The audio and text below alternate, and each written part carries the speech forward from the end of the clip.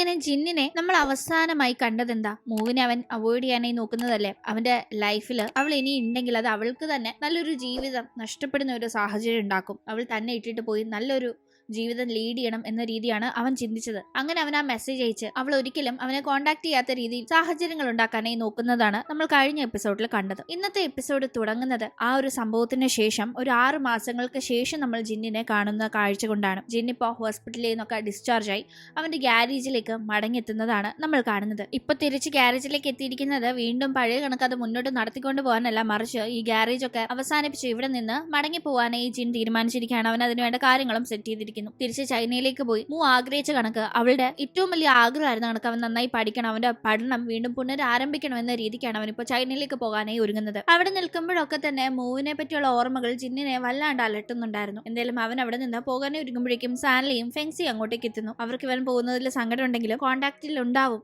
വീണ്ടും നമുക്ക് കാണാം, എന്തായാലും ഞാൻ പോയി സെറ്റിൽ ആവുന്ന സ്ഥലത്തേക്ക് നിങ്ങളും വരണമെന്നൊക്കെ പറഞ്ഞ് അവരെ സമാധാനിപ്പിച്ചാണ് ജിൻ അവിടെ നിന്ന് പോകുന്നത്. അങ്ങനെ ജിൻ ഇവിടെ നിന്ന് പോയ ശേഷം ഇടയ്ക്ക് ഇവിടെയുള്ള അവളുടെ അച്ഛനെയും ഫാമിലിയും കാണാനായി മടങ്ങി എത്തുന്നുണ്ട്. അതായത് തായ്ലൻഡിലേക്ക് അവൾ വരുന്നെന്ന് അറിയുന്ന ടീം ജിന്നിനെ പറ്റിയുള്ള കാര്യങ്ങളൊന്നും അവളോട് പറയാനേ ഇവർ തയ്യാറല്ല. ചില കള്ളങ്ങളാണ് അവൾ അവനെ പറ്റി തിരക്കുമ്പോൾ പറയാനേ അച്ഛനും അമ്മയും പ്ലാൻ ചെയ്യുന്നത്. അവരതിനെ പറ്റി ഡിസ്കസ് ചെയ്യുകയും അതേ കണക്ക് തന്നെ പറയണമെന്ന് മകളോട് പറഞ്ഞു കൊടുക്കുകയും ചെയ്യുന്നുണ്ട്. അത് കേൾക്കുന്ന ആ കുട്ടിയായിട്ട് നമ്മൾ ചേച്ചിയോട് കള്ളം പറയുന്നത് തെറ്റാവില്ലേ എന്നൊക്കെ ചോദിക്കുമ്പോൾ അമ്മ നീ പോയെന്നും പറഞ്ഞ് അവളെ ഓടിച്ചു വിടുന്നുണ്ടെങ്കിലും പിന്നീട് ഹസ്ബൻഡിനോട് ശരിയാണോ നമ്മൾ ഈ പറയുന്നത് കള്ളം പറഞ്ഞ കണക്കാവോ തെറ്റാവോ എന്നൊക്കെ ചോദിക്കുന്ന ടീം എന്തായാലും രണ്ടുപേരുടെയും നന്മയ്ക്ക് വേണ്ടിയല്ലേ നമുക്ക് ഇങ്ങനെ തന്നെ പറയാമെന്ന് അച്ഛൻ പറയുന്നുണ്ട്. അപ്പോൾ ഈ വർത്താനം കേൾക്കുമ്പോൾ തീർച്ചയായും മൂവിനും ജിന്നിനും ഇടയിലുള്ള റിലേഷൻഷിപ്പിന്റെ കാര്യം ഈ രണ്ടാനമ്മയ്ക്ക് മാത്രമല്ല അച്ഛനും മനസ്സിലായിട്ടുണ്ടെന്ന് നമുക്ക് മനസ്സിലാക്കാം. എന്തായാലും അങ്ങനെ മൂവ് എത്തി ഈ ഫാമിലിയെ കണ്ടുമുട്ടുമ്പോൾ തീർച്ചയായും അവൾ ജിന്നിനെ പറ്റി അവരോട് ചോദിക്കുന്നുണ്ട്. അവരാകട്ടെ ജിൻ ആക്ച്വലി ഇവിടെ നിന്ന് ചൈനയിൽ പോയി സെറ്റിലായി ഇവരെ കോൺടാക്ട് ചെയ്യുന്നൊക്കെ ഉണ്ട്, പക്ഷെ അതൊന്നും അവളോട് പറയുന്നില്ല. അവൻ ഇവിടെ നിന്ന് പോയ ശേഷം ഞങ്ങളെയൊന്നും കോൺടാക്ട് ചെയ്തിട്ടില്ല എന്ന രീതിക്കാണ് അവിടെ കള്ളം പറയുന്നത്. അത് കേൾക്കുന്ന മൂവിന് ഭയങ്കര സങ്കടമാവുന്നു. അവൾ ജിന്നിന്റെ ഓർമ്മകൾ തിങ്ങി നിറഞ്ഞു നിൽക്കുന്ന ആ ഒരു ഗ്യാരേജിന്റെ അവിടേക്ക് ചെല്ലുമ്പോൾ അതൊക്കെ പൂട്ടിയിട്ടിരിക്കുകയാണ്, പാഴടഞ്ഞ് കിടക്കാണ്. ഇപ്പോൾ അവൾക്ക് ഭയങ്കര സങ്കടമാവുന്നുണ്ട്. മുന്നേ ജിൻ ചിന്തിച്ച കണക്ക് അവൾക്കും ഇവിടെ നിൽക്കുമ്പോൾ ഒരുപാട് നല്ല നല്ല മെമ്മറീസ് ഇങ്ങനെ മിന്നി മറയുന്നുണ്ടായിരുന്നു. ഒപ്പം തന്നെ സാൻലിയുടെ പെറ്റ് ഷോപ്പിന്റെ അവിടേക്ക് ചെല്ലുമ്പോഴും അതും പൂട്ടിയിട്ടിരിക്കുകയാണ്.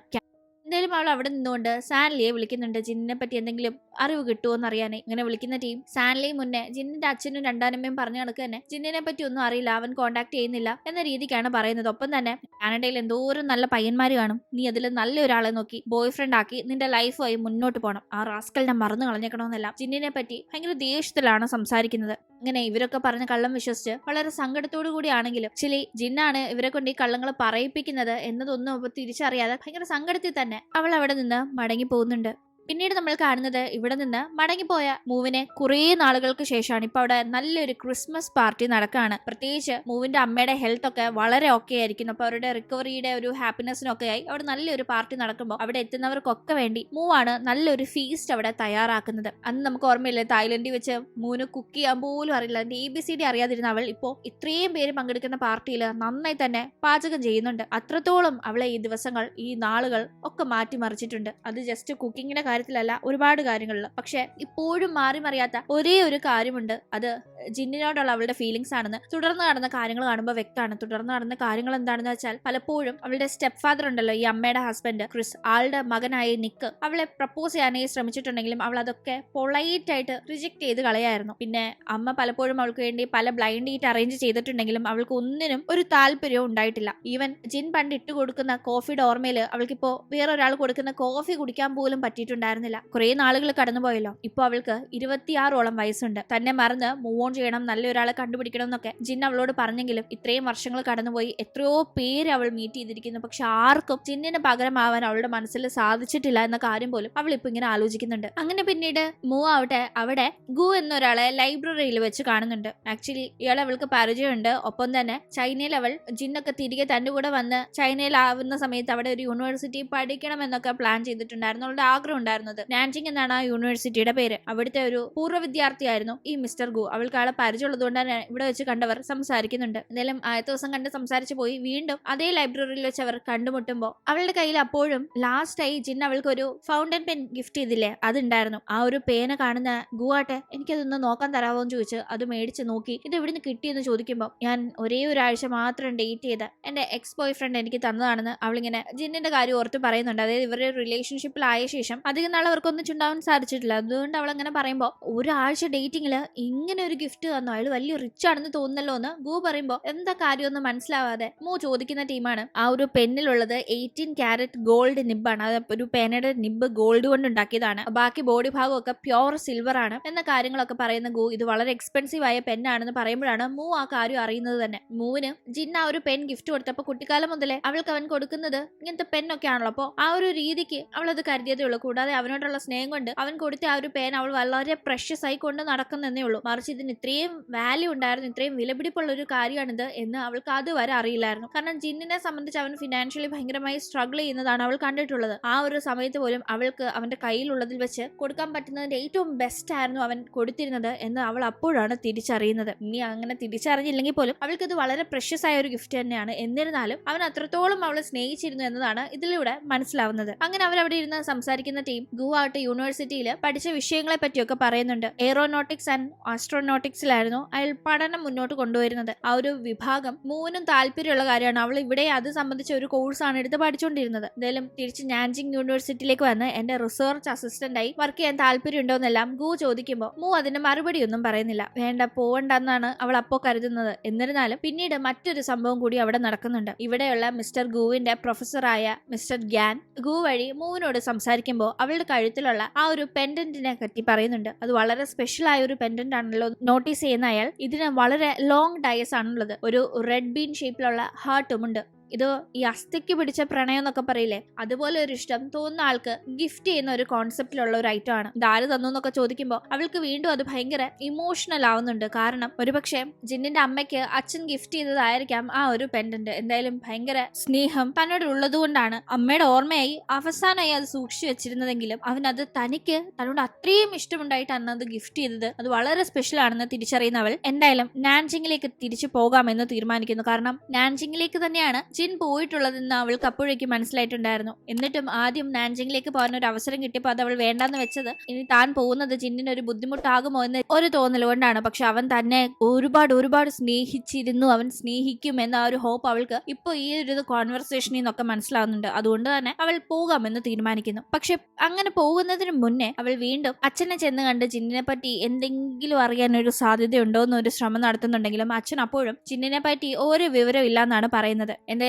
വരവിൽ അവൾ പാൻ കൈയെ കാണുന്നുണ്ട്. തുടർന്ന് പാൻ കൈ മൂവിന് ചില രഹസ്യങ്ങൾ വെളിപ്പെടുത്തുന്നു. ഇവിടെയുള്ളവരൊക്കെ ജിന്നിനെ പറ്റി ഒരു വിവരമില്ല, ഇവിടുന്ന് പോയ ശേഷം ജിന്നിനെ കണ്ടിട്ടില്ല കേട്ടിട്ടില്ല എന്നൊക്കെയാ പറയുന്നെങ്കിലും പാൻ കൈ അവളോട് ജിൻ കഴിഞ്ഞ വർഷത്തിന്റെ ഒരു തുടക്ക സമയമായപ്പോഴേക്കും നാട്ടിൽ വന്നിട്ടുണ്ടായിരുന്നു എന്നും അവൻ പാൻ കൈയുടെ അച്ഛന്റെ ഫാക്ടറി ഒരു വലിയ പ്രശ്നത്തിലായപ്പോൾ അവന്റെ സപ്ലൈ ചെയിനും കാര്യങ്ങളൊക്കെ ആകപ്പാടെ ഒന്ന് സെറ്റ് ആക്കി കൊടുക്കാനായി ഇവരെ സഹായിച്ചിരുന്നു എന്ന് അറിയിക്കുന്നുണ്ട്. പാൻ കൈയും അച്ഛനും ഒക്കെ കൂടി ജിന്നിന്റെ അന്ന് ആ ഒരു വണ്ടിയുടെ മോഡിഫിക്കേഷന് ഒരുപാട് സഹായിച്ചിരുന്നല്ലോ. അപ്പൊ അന്നേ ഇതിനെ താൻ പകരം ചെയ്തിരിക്കും, ഒരു നന്ദി എന്നും തന്റെ മനസ്സിൽ കാണുമെന്ന് ജിൻ പറഞ്ഞിരുന്നല്ലോ. അപ്പോ ആ ഒരു കാര്യങ്ങളൊക്കെ ഇപ്പൊ ഇതിലൂടെ പകരം വീട്ടി ജിൻ ഇവരെ സഹായിച്ചു എന്ന ആ ഒരു കാര്യങ്ങൾ പറയുമ്പോൾ മൂന്ന് ഭയങ്കര സന്തോഷമാവുന്നുണ്ട്. അങ്ങനെ പാൻകൈ വഴി ജിന്നിനെ വീണ്ടും കോൺടാക്ട് ചെയ്യാനായിട്ടുള്ള നമ്പർ കിട്ടുന്നവൾ അച്ഛനെ ചെന്ന് കാണുമ്പോൾ അച്ഛനോട് ഈ കാര്യങ്ങൾ പറയുന്നുണ്ട്. എന്തിനാ എന്നോട് കള്ളം പറഞ്ഞെന്നൊക്കെ ചോദിക്കുമ്പോൾ അച്ഛൻ പറയുന്നുണ്ട് അത് പിന്നെ നിന്റെ നന്മയോർത്ത് അവനാണ് ഈ കാര്യങ്ങൾ ആഗ്രഹിച്ചത്, അതുകൊണ്ട് അവന്റെ ആഗ്രഹപ്രകാരമാണ് ഞങ്ങൾ ഈ കാര്യങ്ങളൊക്കെ അങ്ങനെ പറഞ്ഞതെന്ന്. എന്തായാലും തിരിച്ച് നാൻജിങ്ങിന്റെ ആ ഒരു സ്ഥലത്തേക്ക് തന്നെ ചെന്ന് അവിടെ ജിന്നിനെ കണ്ടുപിടിക്കാമെന്ന് തന്നെ അവൾ തീരുമാനിക്കുന്നു. തുടർന്ന് അവൾ ചൈനയിലേക്ക് മടങ്ങി പോകുന്നുണ്ട്. കുറെ നാളായി അവൾ ഈ ഒരു സ്ഥലത്തൊക്കെ വന്നിട്ട്. ഇപ്പൊ അവിടെ എത്തുമ്പോൾ അവൾ കുട്ടിക്കാലത്ത് ഇവിടെ താമസിച്ചിരുന്ന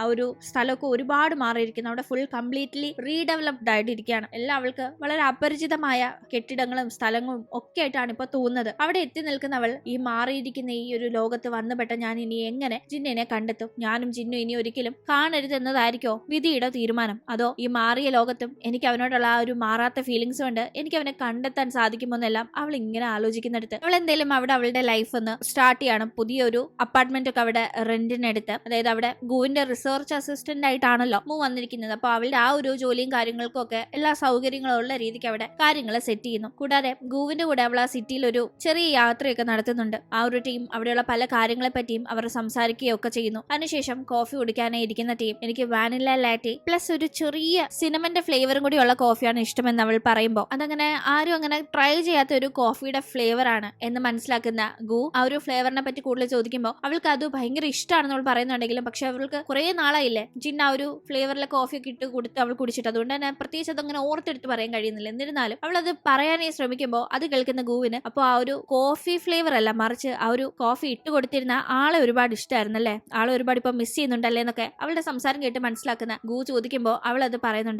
ഒരുപാട് മിസ് ചെയ്യുന്നുണ്ട്, ഇപ്പൊ എവിടെയാ ഉള്ളത് എന്ന് പോലും അറിയില്ലാന്ന്. കൂടാതെ ഇങ്ങോട്ട് വരുന്ന വഴിക്ക് അവർ മനോഹരമായ ഫീനിക്സ് ട്രീസ് ഒക്കെ കണ്ടിരുന്നല്ലോ. അപ്പോൾ അതുപോലെ നല്ല മനോഹരമായ ഒരു സ്ഥലത്ത് മൂൺ എന്ന പേരിൽ ഒരു കോഫി ഷോപ്പ് സ്റ്റാർട്ട് ചെയ്യണം, അതെന്റെ വലിയ ഡ്രീം ആണെന്നെല്ലാം അവൾ പറയുന്നുണ്ടായിരുന്നു. അവൾ പണ്ട് ഇതേ കണക്കൊരു ഡ്രീം ജിന്നുമായി ഷെയർ ചെയ്തിരുന്നല്ലോ. ഈ ഒരു റേസിന്റെ ടെൻഷനിൽ നിന്നൊക്കെ മാറി ഒരു കോഫി ഷോപ്പൊക്കെ സ്റ്റാർട്ട് ചെയ്ത് നമുക്ക് ഇങ്ങനെ ജീവിക്കണമെന്നൊക്കെ പറഞ്ഞ് അതൊക്കെ ഇപ്പൊ ഒരുപാട് മിസ് ചെയ്ത് അവൾ സംസാരിക്കുന്നുണ്ട്. ഞാൻ കാനഡയിൽ ഉണ്ടായിരുന്ന സമയത്ത് അവിടെ ചെറിയ ട്യൂഷനും കാര്യങ്ങളൊക്കെ എടുത്ത് കുറച്ച് മണി സേവ് ചെയ്തിട്ടുണ്ട്. എന്റെ വലിയ ആഗ്രഹം ഈ കോഫി ഷോപ്പ് തുടങ്ങണം എന്നതാണെങ്കിലും എടുത്തടിച്ച് അതിന് പോവാതെ അതിന് മുന്നേ എനിക്ക് അതിനേക്കാളും വലിയ ചില കാര്യങ്ങളും ചെയ്യാനുണ്ട്. പ്രത്യേകിച്ച് എന്റെ ചൈൽഡ്ഹുഡ് ഹോം, ഇവിടെ കുട്ടിക്കാലത്ത് എന്റെ വളരെ ഫേവറേറ്റ് ആയ ആളുടെ ഞാൻ ചെലവഴിച്ച വീടൊക്കെ ഇപ്പോൾ ഇവിടെ പാഴടഞ്ഞു കിടക്കുന്നൊക്കെയാണ് കാണുന്നത്. എന്തായാലും അതൊക്കെ എനിക്ക് വാങ്ങണം, അതിനുള്ള കാര്യങ്ങളൊക്കെ ഞാൻ ഇന്ന് ശ്രമിക്കുന്നുണ്ടെന്നൊക്കെ അവൾ പറയുന്നുണ്ട്. പക്ഷെ അന്വേഷിച്ചപ്പോൾ ആ ഒരു വീട് ഇപ്പൊ ഇങ്ങനെ പാഴഴിഞ്ഞു കിടക്കുന്ന കണക്കാണെങ്കിലും അത് കഴിഞ്ഞ വർഷം ബീജിങ്ങിലുള്ള ഒരു ബിസിനസ്സുകാരൻ വാങ്ങിച്ചു എന്നാണ് അറിയുന്നത്. എന്നിരുന്നാലും എനിക്കത് എങ്ങനെയും വാങ്ങണം. അതുകൊണ്ട് ഞാൻ ആ ഒരു റിയൽ എസ്റ്റേറ്റ് ഏജന്റിന്റെ അടുത്ത് അയാൾക്കൊരു 30% കൂടുതൽ കമ്മീഷൻ ഓഫർ ചെയ്ത് എങ്ങനെയെങ്കിലും ആ ബിസിനസ്സുകാരനുമായി എനിക്കൊരു മീറ്റിംഗ് അറേഞ്ച് ചെയ്യാനേ പറഞ്ഞിട്ടുണ്ട്. അയാളെ കൊണ്ട് എങ്ങനെയെങ്കിലും കൺവിൻസ് ചെയ്ത് എന്റെ ഒരുപാട് പ്രഷ്യസ് ആയ മെമ്മറീസ് ഉള്ള ആ ഒരു ഇടം എനിക്ക് എങ്ങനെയെങ്കിലും തിരിച്ചു വാങ്ങണം എന്നൊക്കെ അവൾ പറയുന്നുണ്ട്. ഈ സമയം അവൾ ഭയങ്കര സങ്കടത്തിലാവുന്നുണ്ട്.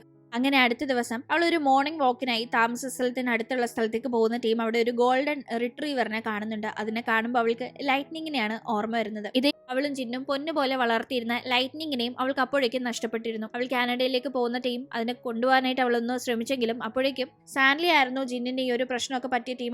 അവൾക്ക് നോക്കാനുള്ള ആ ഒരു കരുത്തില്ലാത്തത് കൊണ്ട് ആ ഡോഗിനെ ഏൽപ്പിച്ചിരുന്നത്. പക്ഷെ ആ ഡോഗ് ഇല്ല, അതിനെ നഷ്ടപ്പെട്ടു, അത് ഒരു ദിവസം പിടുത്തം വിട്ട് ഓടിപ്പോയി എന്നൊക്കെയാണ് സാൻലിയും പറഞ്ഞത്. അങ്ങനെ ജിന്നും പോയി, ജിന്നിന്റെ കൂടെ അവൾക്ക് ഉണ്ടായിരുന്ന നല്ല മെമ്മറീസ് ഉള്ള പലതും അങ്ങനെ നഷ്ടപ്പെട്ടാണ് അവൾ പിന്നീട് കാനഡയിലേക്ക് പറിച്ചു നടപ്പെട്ടത്. അങ്ങനെ ആ ഒരു പല കാര്യങ്ങൾ ആലോചിച്ച് ഇപ്പൊ അവൾ അങ്ങനെ അപ്സെറ്റ് ആയിരിക്കുന്നു.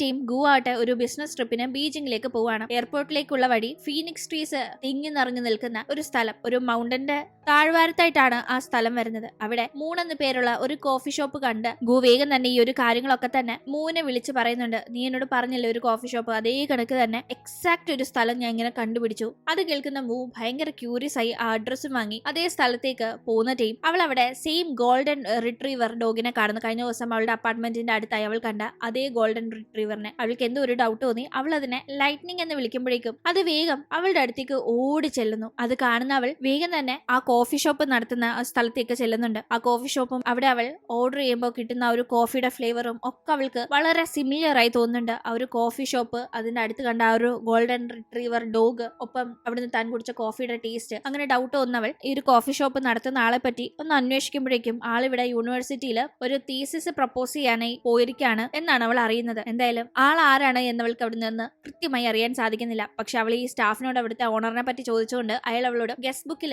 നോട്ട് ചെയ്ത് വെച്ചേക്ക് പേരും. ഇവിടെ വരുന്ന 20ാമത്തെ ഒരു പെൺകുട്ടിയാണ് നിങ്ങൾ ഇവിടുത്തെ ഓണറിനെ പറ്റി ചോദിക്കുന്നവരൊക്കെ ഡീറ്റെയിൽസ് ആൾ വരുമ്പോൾ കാണിക്കാനായിട്ട് ഇങ്ങനെ എഴുതി വെച്ചിട്ടുണ്ടെന്നെല്ലാം സ്റ്റാഫ് ഇങ്ങനെ ചിരിച്ചുകൊണ്ട് പറയുന്നുണ്ടായിരുന്നു. തുടർന്ന് അവൾ ആ ഒരു ബുക്കിൽ അവളുടെ ഡീറ്റെയിൽസ് എഴുതുന്ന കൂട്ടത്തിൽ അവൻ ഗിഫ്റ്റ് ചെയ്ത ആ ഒരു പേനുണ്ടല്ലോ അതും അവിടെ വെച്ചിട്ടാണ് പോകുന്നത്. ശേഷം ആ ഒരു ഷോപ്പിനെ പറ്റി ഓണറിനെ പറ്റിയൊക്കെ ഓൺലൈനിൽ സെർച്ച് ചെയ്യുമ്പോൾ ഓണറിന്റെ ചില ഫോട്ടോസ് അവൾക്ക് കിട്ടുന്നുണ്ട്. പക്ഷെ അത് ജിന്നാണോ എന്ന് അവൾക്ക് ഉറപ്പിക്കാൻ പറ്റുന്നില്ല. അല്ലെന്ന് ഈ ഒരു സാഹചര്യങ്ങൾ വെച്ച് വിശ്വസിക്കാനും പറ്റാതെ അവൾ ആകെ കൺഫ്യൂസ്ഡ് ആവുന്നു. എന്തായാലും ഒരാഴ്ചയായിട്ടും താൻ ഇവിടെ മറന്നു വെച്ച പേനയുടെ കാര്യത്തിൽ ഒരു വിളി ഇങ്ങോട്ട് വരാത്തതിനെ തുടർന്ന് അവൾ അത് അന്വേഷിച്ച് വീണ്ടും ആ ഷോപ്പിലേക്ക് ചെല്ലുമ്പോൾ ഇവിടുത്തെ ഓണർ വന്നിട്ടുണ്ടായിരുന്നു. ആൾ ആ ഒരു പേന എടുത്തിട്ട് നിങ്ങൾക്ക് പേഴ്സണലി റിട്ടേൺ ചെയ്യാമെന്ന് പറഞ്ഞു എന്നൊക്കെ പറഞ്ഞ് അവളോട് ഈ ഒരു സൺഡേ ഓണർ കാണാനായി വരും എന്നൊക്കെ പറഞ്ഞ് സംസാരിക്കുമ്പോൾ അവൾ ആകെ ഷോക്കാവുന്നു. കാരണം അവൾ ആ ഒരു വീട് വാങ്ങുന്ന കാര്യങ്ങൾക്കായി ഈ സൺഡേ ആണ് ആ വീട് വാങ്ങിച്ച ആളുമായി ഒരു മീറ്റിംഗ് റിയൽ എസ്റ്റേറ്റ് ഏജന്റ് വഴി അറേഞ്ച് ചെയ്ത് വെച്ചത്. അപ്പോൾ അതിന് പോണോ അതോ ജിന്നാണെന്ന് താൻ ഡൗട്ട് ചെയ്യുന്ന ഇയാളെ കാണാൻ പോണോന്ന് അവൾ ആകെ കൺഫ്യൂസ്ഡ് ആണ്. എന്തായാലും അതോടുകൂടി ഇന്നത്തെ എപ്പിസോഡ് അവസാനിക്കുന്നു. ജിന്നായിരിക്കും അത്, ശേഷം എന്തായിരിക്കും സംഭവിക്കുക എന്ന് നമുക്ക് അടുത്ത എപ്പിസോഡിലൂടെ കാണാം. ഇന്നത്തെ വീഡിയോ ഇഷ്ടമായാൽ മറക്കാതെ ലൈക്ക് ചെയ്തും ഷെയർ ചെയ്തും സബ്സ്ക്രൈബ് ചെയ്തും സപ്പോർട്ട് ചെയ്യണം. വീണ്ടും പുതിയൊരു എപ്പിസോഡുമായി കണ്ടുമുട്ടും വരെ ബൈ.